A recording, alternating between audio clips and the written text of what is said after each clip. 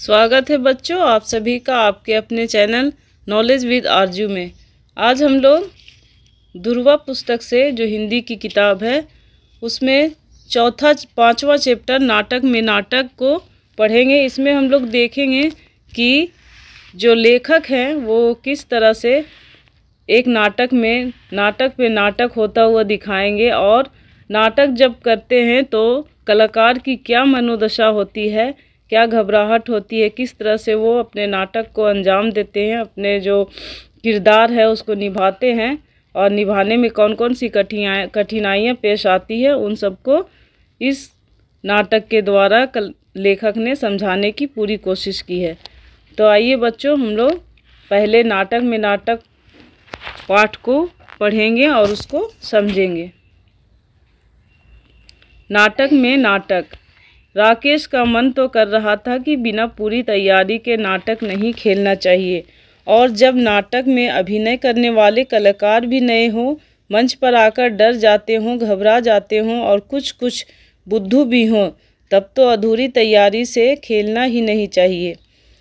राकेश जो है वो इस नाटक में मेन कलाकार है, उसको आज नाटक खेलना चाहिए या नहीं उसमें उसको थोड़ा सा असमंजस है। वो सोच रहे हैं कि जो हमारे कलाकार हैं वो लोग थोड़ा सा डर भी जाते हैं और कुछ लोग बुद्धू भी हैं और तैयारी भी पूरी नहीं है, अधूरी है, इसलिए नाटक पता नहीं खेलना भी चाहिए या नहीं, ऐसा उसके मन में भावनाएं चल रही है। उसके साथी जो हैं वो है मोहन, सोहन और श्याम। ऐसे ही थे, थोड़ा सा घबरा जाने वाले थे और तैयारी भी बहुत अच्छी से नहीं करने वाले थे। राकेश को उनके अभिनय पर बिल्कुल भी विश्वास नहीं था। जो राकेश था उनके अभिनय पर, अपने दोस्तों के अभिनय पर उसको बहुत ज़्यादा विश्वास नहीं था। वह स्वयं अभिनय इसलिए नहीं कर रहा था कि फुटबॉल खेलते हुए वह अचानक गिर पड़ा था और उसके हाथ में चोट लग गई थी।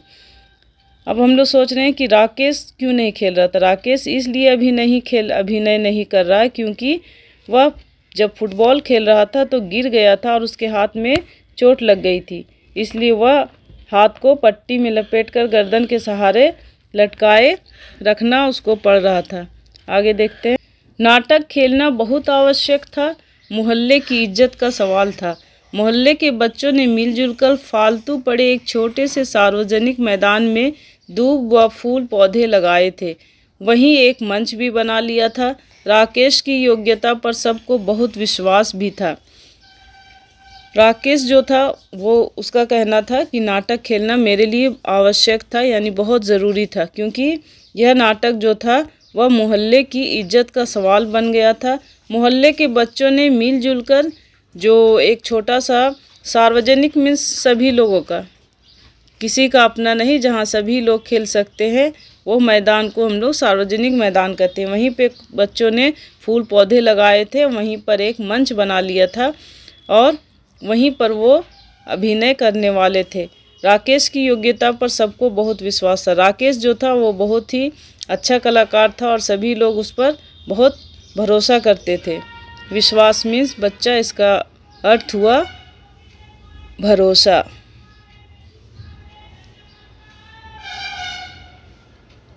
समय था केवल एक सप्ताह का। एक दिन ऐसे निकल गए कि पता भी नहीं लगा। मोहन, सोहन और श्याम यूँ तो अच्छी तरह अभिनय करने लगे थे, पर राकेश को उनके बुद्धूपन से डर था।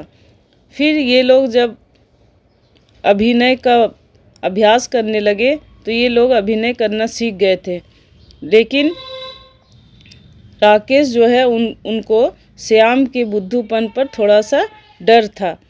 हर एक अपने को दूसरे से अधिक समझदार मानता था। ये जो तीनों दोस्त थे वो सभी आपस में एक दूसरे से क्या समझते थे कि हम तेज हैं। आप लोग भी बच्चे आपस में ऐसे सोचते होंगे, दोस्तों के बीच कभी कभी ऐसा हो जाता है कि हम अच्छा हैं, हम ज़्यादा तेज हैं।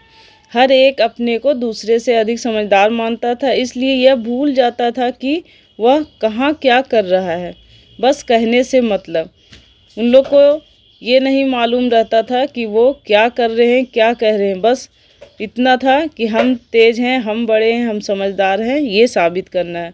दूसरे चाहे उनकी मूर्खतापूर्ण बातों पर हंस रहे हों, मगर वे पागलों की तरह आपस में ही उलझने लगते थे। और दूसरे आदमी, जब 4 आदमी आपस में लड़ते हैं तो 5वां आदमी उन्हें देखकर हंसता है कि देखो किस तरह से हंस रहा है। इसी तरह ये आपस में जब लड़ते थे तो दूसरे जो देखने वाले लोग रहते थे वो सोचते थे कि किस तरह से पागलों की तरह ये लोग आपस में उलझे हुए हैं, और वो लोग देखकर इसकी बातों से हंसते थे। राकेश ने पूर्वाभ्यास के 7 दिनों में उन्हें बहुत अच्छी तरह समझाया था। निर्देशन उसने इतना अच्छा दिया था कि छोटी से छोटी और साधारण से साधारण बात भी समझ में आ जाए। राकेश भले इसमें अभिनय नहीं कर पा रहा था क्योंकि उसका हाथ में प्रॉब्लम हो गया था, लेकिन फिर भी जितना सारा अभिनय का जिम्मेवारी थी वो राकेश ही निभा रहा था। और उन्होंने 7 दिनों में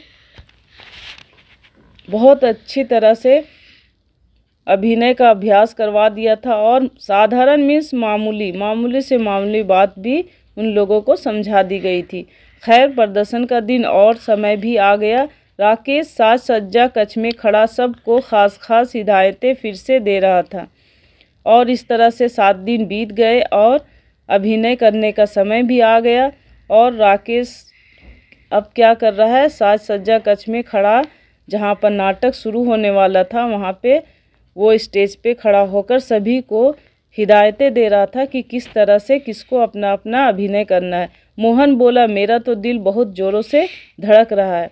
ऐसा सबके साथ होता है बच्चों, जो लोग अभिनय करते होंगे, पार्टिसिपेट करते होंगे प्रोग्राम में, कितना भी तैयारी क्यों ना कर ले, लेकिन जब हम स्टेज पे जाते हैं तो हमारा दिल ज़ोर ज़ोर से धड़कता है। पता नहीं किस तरह से हम लोग अभिनय करेंगे, ये सभी बच्चे सोचते हैं। बच्चे क्या, बड़े भी अगर इस तरह का पाठ करें तो उन्हें भी थोड़ा बहुत डर लगता है। इसीलिए मोहन बोला कि मेरा भी दिल क्या हो रहा है, बहुत ज़ोरों से धड़क रहा है। मेरा भी, सोहन ने सीने पर हाथ रखकर कहा। सोहन भी कहने लगा कि मेरा भी दिल ज़ोर ज़ोर से धड़क रहा है। तुम लोग पानी पियो और मन को साहसी बनाओ। राकेश ने फिर हिम्मत बढ़ाई। राकेश जो सारी बातों को देख रहा था, उन्होंने कहा कि तुम लोग पानी पियो और अपने मन को हिम्मत दो और साहसी बनाओ।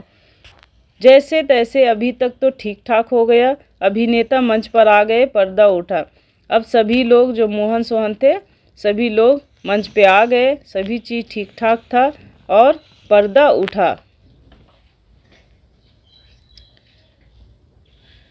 मोहन बना था चित्रकार और सोहन बना था उर्दू का शायर।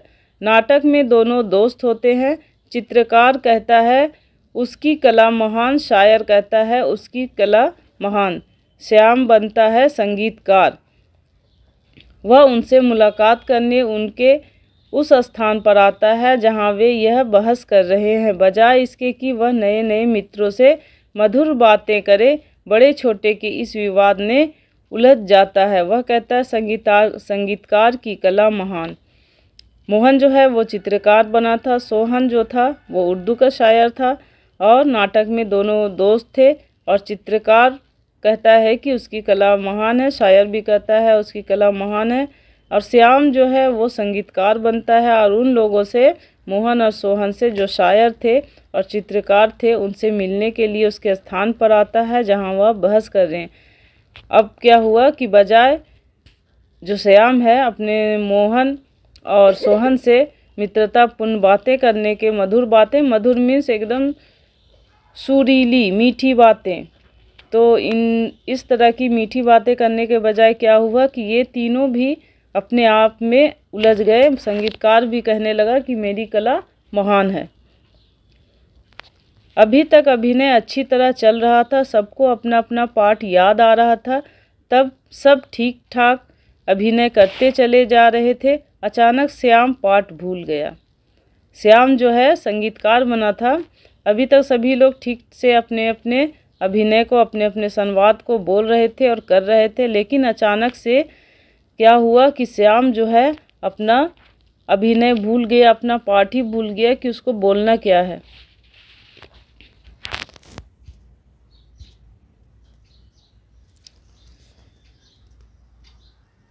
पर्दे की आड़ में राकेश स्वयं पूरा नाटक लिए खड़ा था। वह फिर एक संवाद का पहला शब्द बोल रहा था ताकि कलाकारों को संवाद याद आते रहे। राकेश जो था वो भले अभिनय नहीं कर पा रहा था लेकिन पर्दे के पीछे खड़ा था। हम लोग भी जब स्कूल वगैरह में, कॉलेज वगैरह में जब ऐसा अभिनय करते हैं तो जो अभिनय की तैयारी करवाते हैं वो क्या करते हैं, पीछे से खड़े रहते हैं। और अगर हम लोगों को कभी डर लगे या भूलने की स्थिति में आए तो हल्का सा इशारा ज़रूर मिलता है कि ये करना है या ये बोलना है। उसी तरह राकेश भी पर्दे के पीछे खड़ा था और जो बोलना है उसका पहला शब्द, वो जो भी वाक्य बोलना उसका पहला शब्द वो धीरे से बोल रहा था ताकि कलाकार जो है वो संवाद अपना भूल न जाए। मगर श्याम घबरा गया, वह सहसा चुप हो गया। उसके चुप होने से चित्रकार और शायर महोदय भी चुप हो गए। होना यह चाहिए था कि दोनों कोई बात मन की ही बनाकर बात आगे बढ़ा देते। बात अब यहाँ तक चली गई कि श्याम तो घबरा ही गया है, अब उसको कुछ भी बोलने से समझ में नहीं आ रहा था, वह चुप हो गया। उसको चुप देखकर जो बाकी सोहन और मोहन थे, चित्रकार और शायर महोदय, वो भी चुप हो गए। जबकि एक जो कलाकार होता है उसको अगर संवाद भूल जाएं तो आपस में ही कोई बात मन से बनाकर आगे बढ़ना चाहिए था, लेकिन ये तीनों ही, जब श्याम भूल गया तो सभी लोग भूल गए और सभी लोग चुप हो गए। पर वे घबराकर राकेश की तरफ देखने लगे। संगीतकार महोदय भी पलटकर राकेश की ओर देखने लगे। अब सभी मोहन, सोहन और श्याम जो चित्रकार, शायर और संगीतकार बने हुए थे, सभी पलटकर राकेश की तरफ देखने लगे। राकेश बार बार संगीतकार जी का संवाद बोल रहा था, मगर आवाज़ तेज होकर माइक से सबको न सुनाई दे जाए इसलिए धीरे धीरे फुसफुसाकर बोल रहा था। संगीतकार जी को वह हल्की आवाज़ सुनाई नहीं दे रही थी। राकेश क्या कर रहा था, संगीतकार जी का संवाद धीरे धीरे बोल रहा था, लेकिन सोच रहा था कि माइक है, अगर सबको सुनाई दे जाए अगर ज़ोर से बोलूँगा तो, इसलिए वो क्या कर रहा था, धीरे धीरे हल्का हल्का फुसफुसा कर बोल रहा था। लेकिन ऐसी फुसफुसाहट भरी आवाज़ संगीतकार जी को बिल्कुल भी सुनाई नहीं दे रही थी। तभी शायर साहब संगीतकार के कंधे पर हाथ मारकर बोले, उधर जाके सुन लेना। संगीतकार अपना वायलिन पकड़े पकड़े राकेश की ओर खिसक आए। दर्शक ठठाक कर हंस पड़े। संगीतकार जी और घबरा गए। जो कुछ सुनाई पड़ा उसे ही बिना समझे बूझे झट से बोलने लगे। अब क्या हुआ कि शायर साहब जो थे संगीतकार के कंधे पर हाथ मारकर बोले कि जाओ ना, उधर जाकर सुन लो। संगीतकार क्या किया, अपना वायलिन पकड़े पकड़े राकेश की ओर खिसक आए। अब दर्शक जो है, जो देखने वाले बैठे हुए थे, दर्शक किनको बोलते हैं, जो हमारे अभिनय को, नाटक को जो भी देखने वाले होते हैं उसको हम लोग दर्शक कहते हैं। संगीतकार जी भी घबरा गए। अब उसे जो भी सुनाई पड़ा, आधी अधूरी बातें, वो समझे बूझे बिना झट से बोलने लगे। संवाद था, जब संगीत की स्वर लहरी गूंजती है तो पशु पक्षी तक मुग्ध हो जाते हैं। शायर साहब, आप क्या समझते हैं संगीत को? मगर संगीतकार साहब बोल गए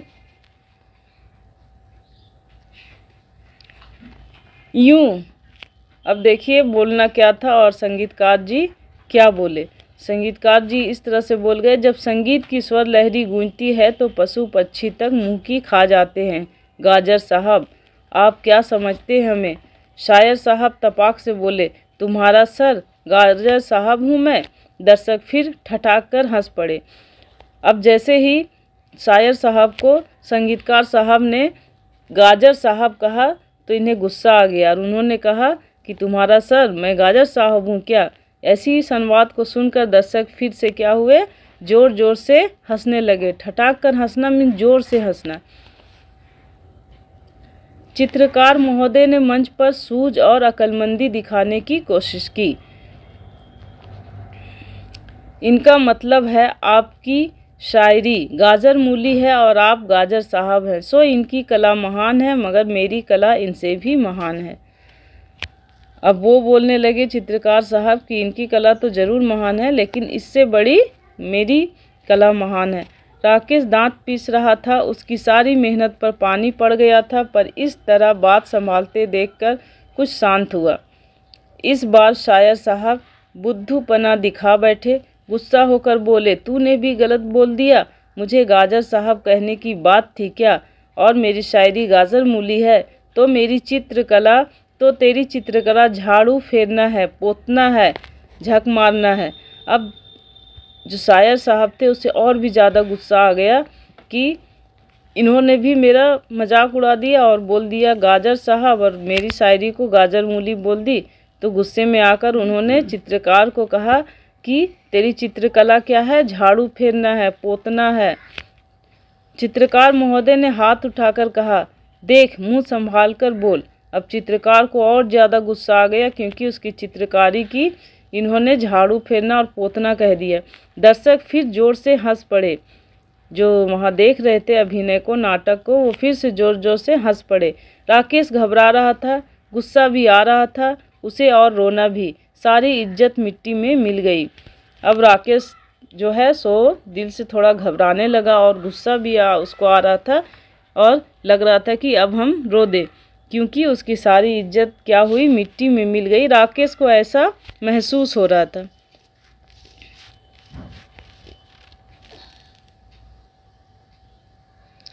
पर अब क्या हो। बार बार दोनों हथेलियों को मसल रहा था और कोई तरकीब सोच रहा था। इधर मंच पर तीनों में जोरों से तू तू मैं हो रही थी। चित्रकार महोदय हाथ में कूची पकड़े आंखें नचा नचा कर मटक मटक कर बोल रहे थे। अब राकेश जो है घबराहट में हथेलियों को मसल रहा था और कोई तरकीब सोच रहा था। और इधर मंच पर तीनों में जोरों से तू मैं हो रही थी। चित्रकार जो है हाथ में कूची पकड़े हुए थे, आंखें नचा नचा कर मटका मटका कर बोल रहे थे, अरे चमगादड़, तुझे क्या खाक शायरी करना आता है? ज़बरदस्ती ही तुझे यह पाठ दे दिया, तूने सारा गड़बड़ कर दिया। अब जो है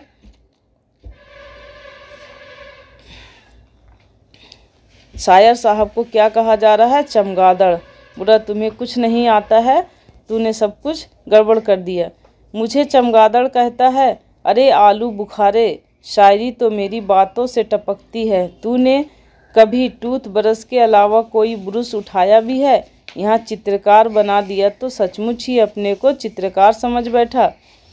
अब शायर साहब को गुस्सा आ गया क्योंकि उसे चमगादड़ कह दिया चित्रकार ने। तो उन्होंने कहा कि तुम आलू बुखारे हो, तूने कभी टूथ ब्रश के अलावा कोई ब्रश उठाया? चित्रकार बना दिया क्या? तुम सचमुच के अपने आप को चित्रकार समझ बैठा।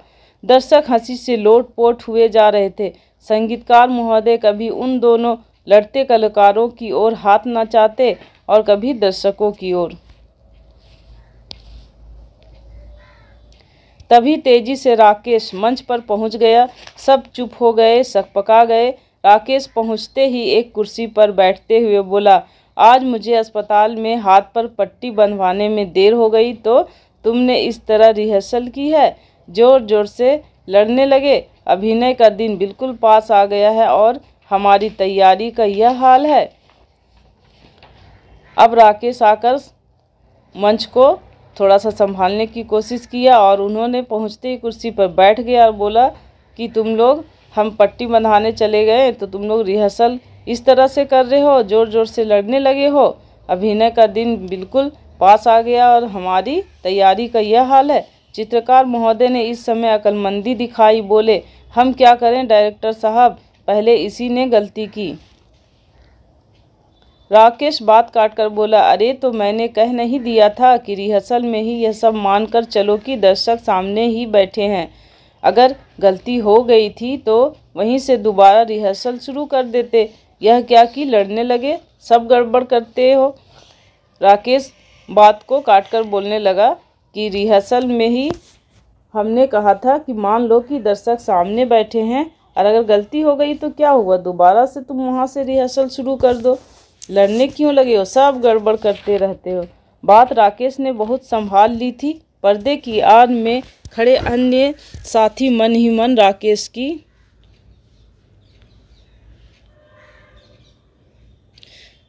तुरंत बुद्धि की प्रशंसा कर रहे थे।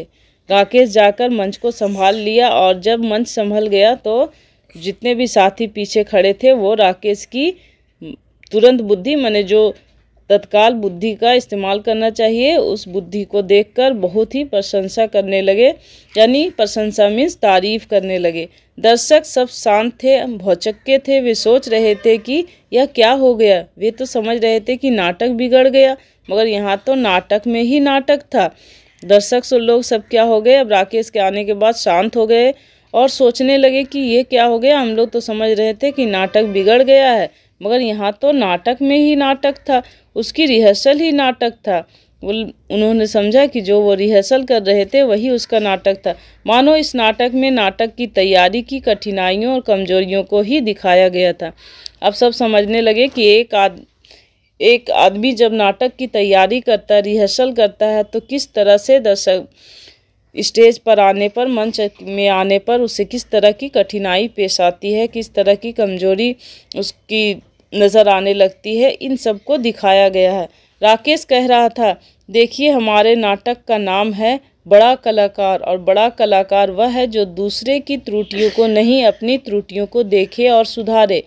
आइए अब हम फिर से रिहर्सल शुरू करते हैं। राकेश क्या कहा कि ये हमारे नाटक का नाम क्या है, बड़ा कलाकार, और बड़ा कलाकार वही होता है, त्रुटि मीन्स गलती, जो दूसरे की त्रुटियों को, गलतियों को नहीं, अपनी गलतियों को देखे और सुधारे। यानी बड़ा कलाकार वही होगा जो दूसरे की कमियों को ना देखे बल्कि अपनी कमियों को सुधारे। आइए क्या करें, अब हम लोग फिर से रिहर्सल शुरू करें। ये राकेश बोल रहे थे। तभी राकेश के इशारे पर पर्दा गिर गया। दर्शक नाटक की भूरी भूरी प्रशंसा करते हुए अपने घर चले गए। तो बच्चों, ये था आज का पाठ, नाटक में नाटक, जिनके लेखक थे मंगल सक्सेना। मंगल सक्सेना जी ने नाटक के जरिए एक कलाकार का मंच पे जाने के बाद क्या हालत होती है, किस तरह का उसके साथ स्थिति पेश आती है, उसको बताए हैं कि किसी के साथ भी ये इस तरह का दिक्कत पेश आता है। यानी कि जो कलाकार होते हैं बहुत सारे उतार चढ़ाव को झेलते हुए वहाँ तक पहुँचते हैं और उसको, नाटक को पूरा करते हैं या अपने अभिनय को पूरा करते हैं। और ये सारी बातें हर एक इंसान के साथ होती हैं, इसलिए इसमें किसी की कमी को दिखाना नहीं चाहिए बल्कि उस कमी को सुधारते हुए हमें आगे बढ़ना चाहिए। आज का पाठ नाटक में नाटक यहीं पे समाप्त होता है बच्चों। अब हम लोग देखेंगे इस पाठ से संबंधित शब्दार्थ को।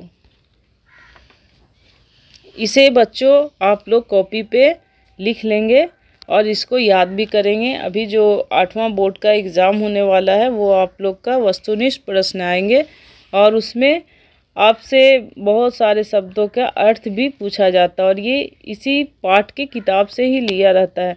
जो भी किताब है उसमें जो पाठ है उससे संबंधित शब्दार्थ को ही आपसे पूछा जाएगा। तो इन शब्दार्थों को आप लोग याद कर लेंगे अच्छे से, कॉपी पे 2 बार 3 बार लिखेंगे, याद हो जाएगा।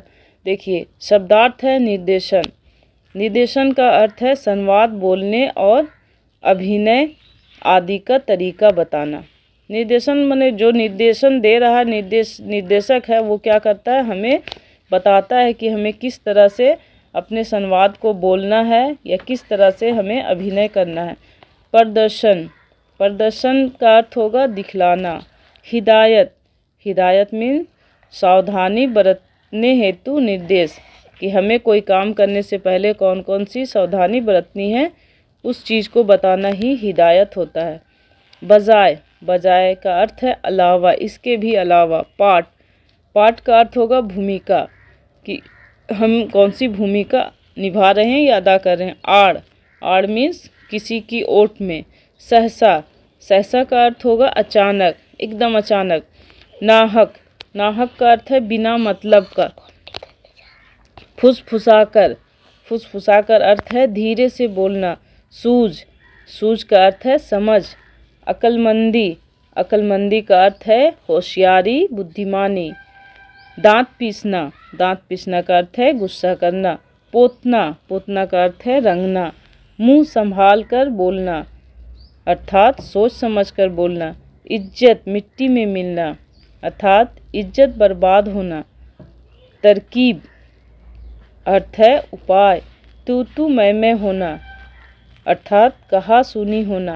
भूरी भूरी, भूरी भूरी का अर्थ है बेहद, बहुत ज़्यादा।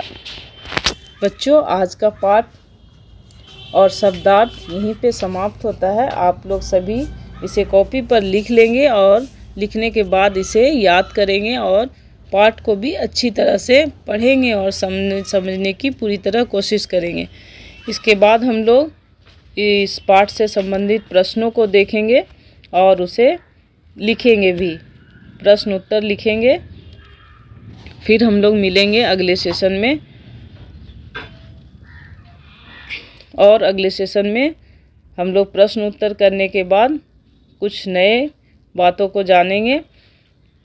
और हमारे चैनल पे जो भी बच्चे नए हैं वो सभी लोग हमारे चैनल को सब्सक्राइब कर देंगे और सेशन अच्छा लगा हो तो इसे लाइक दें और दूसरे दोस्तों में भी शेयर करें।